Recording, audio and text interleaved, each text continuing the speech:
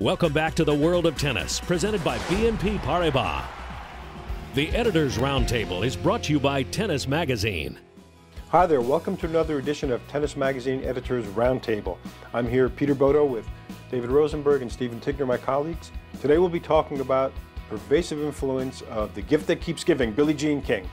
I think as far as what she means now, it's sort of hard to say. She's so, she's everywhere in tennis, so you sort of forget what she did. But what she did was basically invent women's professional sports in the early 70s, something that, then was not many people, I think, thought was viable, that women's tennis could survive as a professional tour on its own. Yeah, well, I think nowadays when people talk about what can they do to make tennis more accessible to people or get people more involved in tennis, I think Billie Jean was the type of person where you needed someone who had that much charisma, who had that much energy. I mean, she was an organizer. Larger, yeah, I mean, she was this major sort of person. I mean, she was this crazy kind of fun person to watch. I think people caught on to her, and that's missing today. When she launched World Team Tennis, I think the game was ripe to be taken. World Team Tennis, her original version of World Team Tennis, the top players, Bjorn Borg skipped the French Open to play World Team Tennis. Chris Evert played World Team Tennis. Connors Everett. You can go down a list.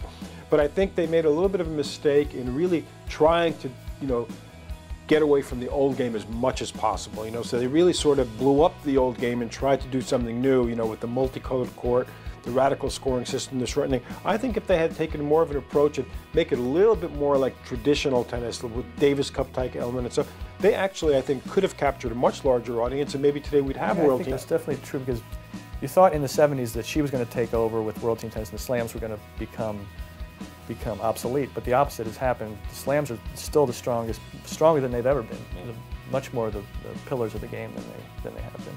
Did you think much when Billie Jean King first came around? What were your impressions of Billie Jean King? My impressions of Billie Jean King? I was a great player to watch. Yeah, she was.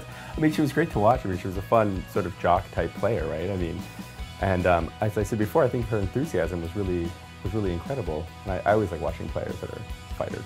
Well, there's no question about Billie Jean King's influence in tennis, and I have a funny feeling it's not finished yet, so stay tuned, folks. Well, thanks for joining us for another edition of Tennis Magazine Editors Roundtable, and please join us again next time.